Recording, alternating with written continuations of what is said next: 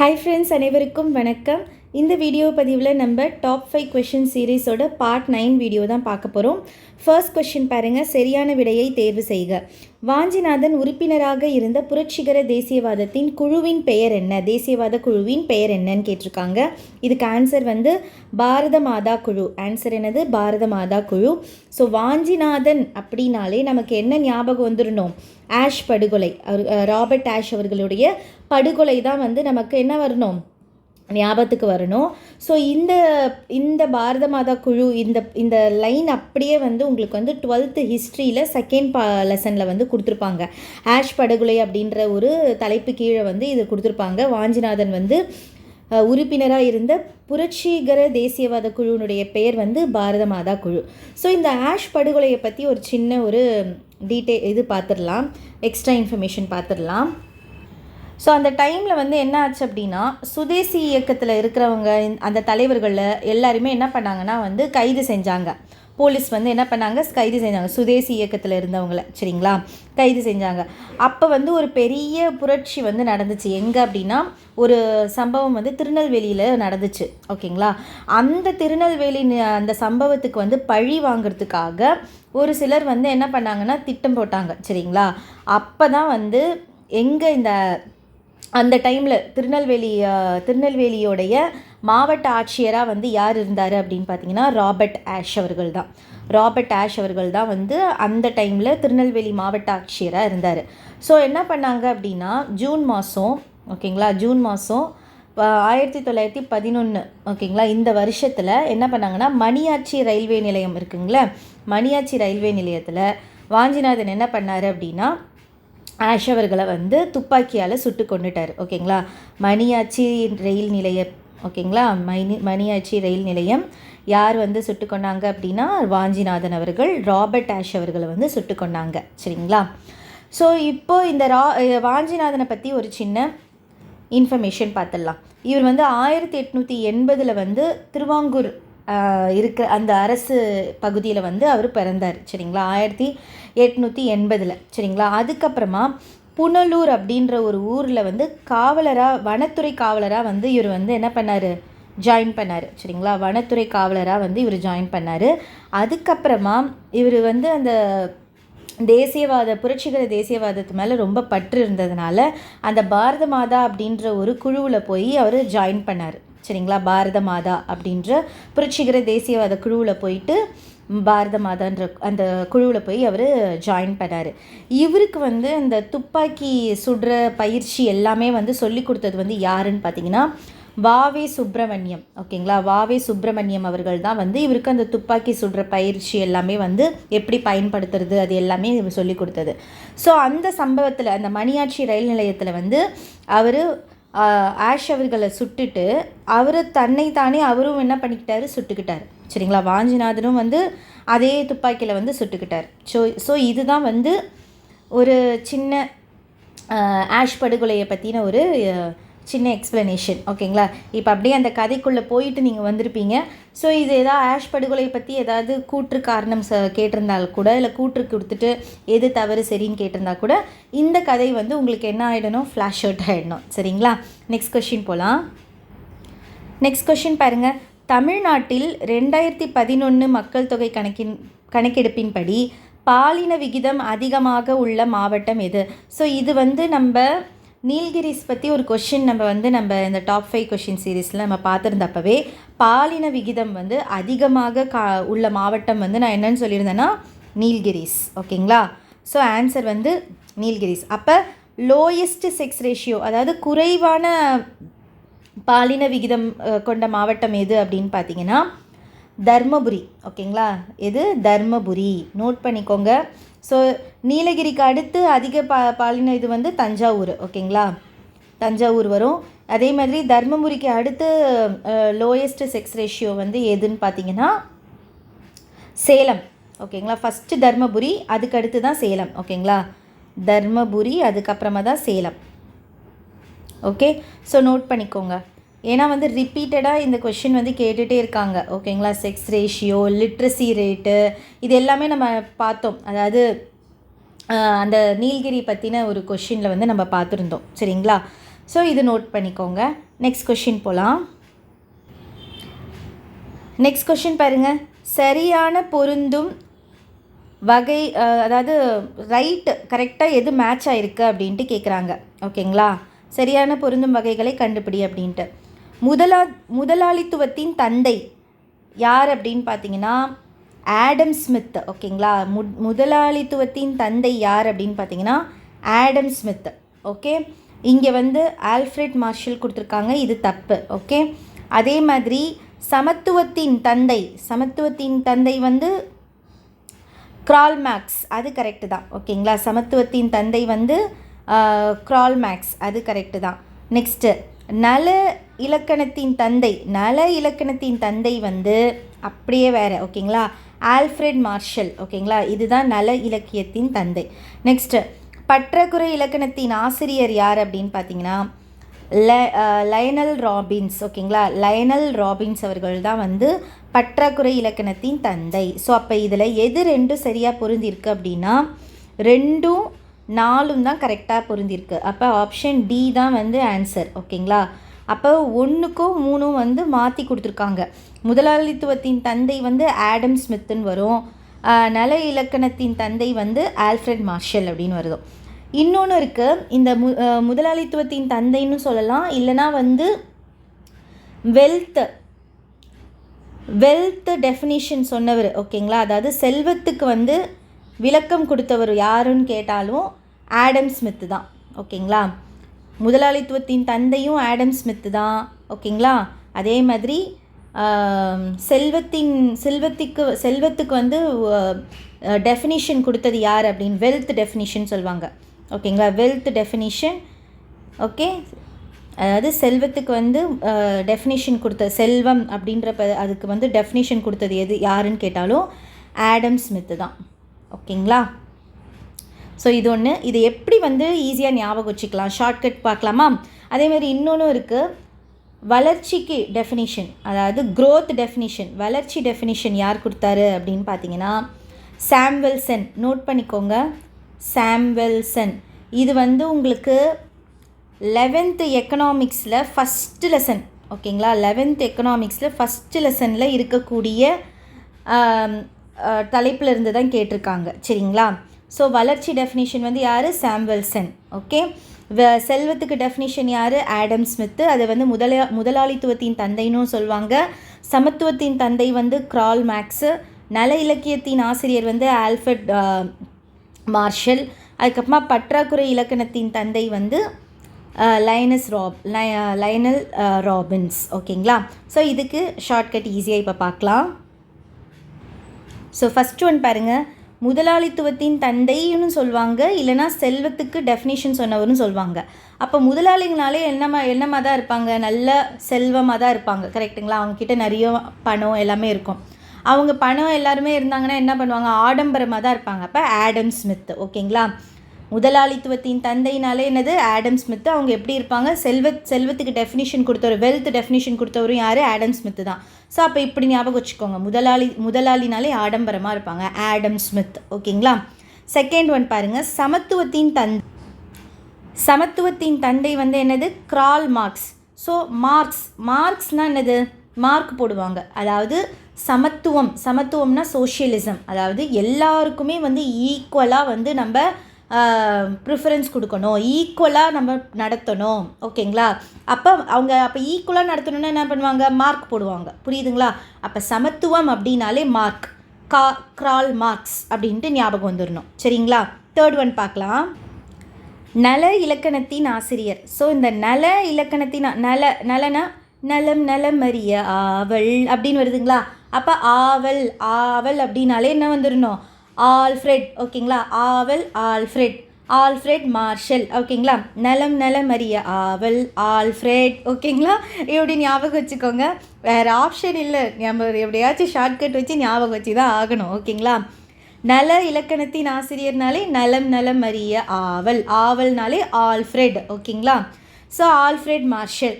Next பற்றாக்குறை இலக்கணத்தின் ஆசிரியர், இது எப்படி ஞாபகம் வச்சுக்கலாம் அப்படின்னா லயன் தான் வந்து காட்டோட பற்றாக்குறை, அதாவது காடில் இருக்க விலங்குகளுடைய பற்றாக்குறையை வந்து தீக்குது அப்படின்னு ஞாபகம் வச்சுக்கோங்க. Lionel Robbins. லயன் அப்படின்னாலே பற்றாக்குறையை தீர்க்கும். லயனன் அது சிங்கம், காட்டுக்கே ராஜா, கரெக்டுங்களா? அப்போ காட்டோட எல்லா குறை நிறை எல்லாத்தையுமே வந்து போக்குறது யார்? சிங்கம் தான். அப்போ பற்றாக்குறையும் போக்குறது யார்? லயன் தான். அப்போ லயனல் ராபின்ஸ் அப்படின்ட்டு ஞாபகம் வச்சுக்கோங்க. சரிங்களா? நெக்ஸ்ட்டு இன்னொன்று நம்ம பார்த்தோம்ல, என்னது? க்ரோத் டெஃபினிஷன், வளர்ச்சி. ஓகேங்களா? க்ரோத் டெஃபினிஷனுக்கு வந்து யார் சொல்லியிருந்தேன்? சாம்வெல்சன். ஓகேங்களா? இதை எப்படி ஞாபகம் வச்சுக்கலாம் அப்படின்னா, இதை எப்படி ஞாபகம் வச்சுக்கலான்னா சின்ன காமெடி தான். சரிங்களா? இப்போது இந்த வசூல் ராஜா எம்பிபிஎஸ்ல வந்து இவன் கமல் சார் வந்து சொல்வார், சாமு மவனே நல்லா படிடா, அப்போ தான் நல்லா வளருவ அப்படின்னு சொல்வார். அப்படின்னு ஞாபகம் வச்சுக்கோங்க. இப்போ சாம்வெல்சன், சாமு மவனே அப்படின்னு ஞாபகம் வச்சுக்கோங்க. சாம்வெல்சன் வளர்ச்சி, நல்லா வளருவ, நல்லா படிப்ப அப்படின்றது. ஓகேங்களா? Growth definition. கொஞ்சம் காமெடியாக தான் இருக்கும், ஞாபகம் வச்சு தான் ஆகணும். முதலாளித்துவம், இப்போ ரீகலெக்ட் பண்ணிடலாம் எல்லாமே. ஓகேங்களா? முதலாளித்துவத்தின் தந்தை எப்படி ஞாபகம் வச்சுக்கணும்? முதலாளிகளாலே என்ன பண்ணுவாங்க? நல்ல ஆடம்பரமாக தான் இருப்பாங்க. அதே மாதிரி அவங்களுக்கு நல்ல வெல்த்தும் நல்லாயிருக்கும், செல்வமும் நிறைய இருக்கும். அப்போ ஆடம் ஸ்மித். ஓகேங்களா? முதலாளித்துவத்தின் தந்தை ஆடம் ஸ்மித். சமத்துவத்தின் தந்தை சமத்துவம், எல்லாருமே வந்து சமமாக பார்ப்பாங்க, அவங்க மார்க்ஸ் போட்டு தான் அவங்கள இது பண்ணுவாங்க. அப்போ கார்ல் மார்க்ஸ். ஓகேங்களா? நெக்ஸ்ட்டு நல இலக்கணத்தின் தந்தை. நலனாலே நலம் நலமறி ஆவல் அப்படின்னா ஆல். ஓகேங்களா? Alfred Marshall. ஓகேங்களா? நெக்ஸ்ட்டு பற்றாக்குறை இலக்கணத்தின் ஆசிரியர். பற்றாக்குறை எல்லா குறைகளையுமே வந்து என்ன பண்ணுவாங்க? அவங்க யார் நீக்குவா? காட்டில் இருக்க ராஜா நீக்குவாங்க. ராஜா யார்? Lionel Robbins. ஓகேங்களா? அதே மாதிரி க்ரோத், அதாவது வளர்ச்சி டெஃபினிஷன், க்ரோத் டெஃபினிஷன். ஓகேங்களா? இது யார் கொடுத்ததுன்னா சாம்வெல்சன். சாமவனே நல்லா நீ படித்தாதான்டா மார்க் எடுக்க முடியும், மார்க் எடுத்தால் தான் வளர முடியும். வளர்ச்சியின் டெஃபினிஷன் வந்து சாம்வெல்சன். ஓகேங்களா? ஞாபகம் வச்சுக்கோங்க, வேறு வழி இல்லை. ஓகே, நெக்ஸ்ட் கொஷின் போகலாம். நெக்ஸ்ட் கொஷின் பாருங்கள். தவறான பொருத்தங்களை தேர்ந்தெடுக்கவும். இன்கரெக்ட்லி பேர்டு, எது வந்து இன்கரெக்டாக மேட்ச் ஆகிருக்கு அப்படின்ட்டு. குத்புதீன் ஐபக், லால் பக்ஷா, இது கரெக்டு தான். ஓகேங்களா? லால் பக்ஷா அப்படின்னா, லால் பக்ஷான்றது வந்து என்ன சொல்கிறாங்க அப்படின்னா, தன்கிட்ட இருக்க எல்லா செல்வத்தையும் எல்லா நிலத்தையும் வந்து ப்ராப்பர்ட்டி ஏதாவது வச்சுருந்தாங்க அப்படின்னா எல்லாத்தையுமே வந்து இல்லாதவங்களுக்கு கொடுக்குற ஒரு மனப்பக்குவம் தான் வந்து லால் பக்ஷா அப்படின்னு சொல்லுவாங்க. ஓகேங்களா? உங்ககிட்ட இருக்க சொத்துக்களை வந்து இல்லாதவங்களுக்கு நீ வாரி வழங்குறதுல தான் வாரி வழங்குவாங்க தெரியுமா? அதைத்தான் வந்து லால் பக்ஷா. அதில் வந்து பெயர் போன ஒரு சுல்தான் யார் அப்படின்னு பார்த்தீங்கன்னா குத்புதீன் ஐபக் தான். அவர் தான் வந்து லால் பக்ஷா அப்படின்ட்டு சொல்லுவாங்க. சரிங்களா? அதே மாதிரி இல்துமிஷ் வந்து மாலிக் கஃபூர்னு கொடுத்துருக்காங்க, இது தப்பு. ஓகேங்களா? அதே மாதிரி முகமது பின் துக்ளக் அடையாள நாணயங்கள், இது கரெக்டு. ஓகே, முகமது பின் துக்ளக் தான் வந்து அவரோட இது வச்சு தான் வந்து நாணயங்கள், டோக்கன் கரன்சிலாம் வந்து வெளியிட்டாங்க. ஓகேங்களா? அதே மாதிரி ஃபிரோஸ் துக்ளக் வந்து 40 குழுன்றது வந்து தப்பு. இதில் என்ன கேட்டிருக்காங்க? தவறானதை தேர்ந்தெடுக்கவும். அப்போ 2-4 தான் தப்பு. ஓகேங்களா? ஏன் வந்து மாலிக் கஃபூர் வராது அப்படின்னா, மாலிக் கஃபூர் அப்படின்றவர் வந்து யாருடைய படைத்தளபதி அப்படின்னா அலாவுதீன் கில்ஜியுடைய படைத்தளபதி. ஓகேங்களா? மாலிக் கஃபூர்ன்றது வந்து அலாவுதீன் கில்ஜியுடைய படைத்தளபதி. இல்துமிஷ் வந்து அவர் உருவாக்கிய சிஸ்டம் தான் வந்து 40 குழு. இல்துமிஷ்க்கு வந்து 40 குழுன்னு வரும். ஓகேங்களா? அதே மாதிரி இந்த மாலிக் கஃபூர் பற்றி சிலது கொஞ்சம் பார்க்கலாம். ஓகேங்களா? மாலிக் கஃபூர், ஓகேங்களா, இவர் தான் வந்து அலாவுதீன் கில்ஜியுடைய படைத்தளபதி. ஓகேங்களா? படைத்தளபதி இவர் தான். அதே மாதிரி இந்த தென்னிந்திய படையெடுப்பு வந்து எப்போ நடந்துச்சு அப்படின்னா 1300 1310 வந்து தென்னிந்திய படையெடுப்பு நடந்துச்சு. அதுக்கு மெயினாக இவர் தான் போனார். சரிங்களா? மாலிக் கஃபூர் அப்படின்றவர் தான் போனார். போய் தென்னிந்திய அரசர்களை எல்லாருமே வந்து என்ன பண்ணார்? தோற்கடித்தார். தென்னிந்திய அரசர்களை எல்லாருமே வந்து தோற்கடித்தார். யார் அப்படின்னு பார்த்தீங்கன்னா தேவகிரி. நேத்தி வந்து நம்ம இது ஒரு மேட்ச் த ஃபாலோயிங்கில் பார்த்துருப்போம். தேவகிரியை சேர்ந்த யாதவர்கள், அவங்களை தோற்கடித்தாங்க. ஓகேங்களா? அதுக்கப்புறமா துவார சமுத்திரத்தை சேர்ந்த ஹோசலர்கள், ஓகேங்களா, ஹோசாலர்கள், அவங்கள வந்து தோற்கடித்தாங்க. வாரங்கல் பகுதியை சேர்ந்த காக்கத்தியர்களை தோக்கடிச்சாங்க. அதே மாதிரி மதுரையை சேர்ந்த பாண்டியர்கள், ஓகேங்களா, இவங்க எல்லாரையுமே தோக்கடிச்சது வந்து யார் அப்படின்னு பார்த்தீங்கன்னா மாலிக் கஃபூர் தான். ஓகே, இதை ஒரு கொஷினாக வந்து நேற்று வந்து ஒரு மேட்ச், அதாவது மேட்ச்லேயோ ஏதோ தவறான இணையை கண்டுபிடிங்கன்ட்டு ஒரு கொஷின் நம்ம பார்த்தோம், சரிங்களா. ஸோ பாருங்கள், அப்போ தேவகிரினாலே யாதவர், துவாரசமுத்திரம்னா ஹோசலர்கள், வாரங்கள்னா காக்கத்தியர்கள், நெக்ஸ்ட்டு மதுரைனா பாண்டியர்கள், ஓகேங்களா.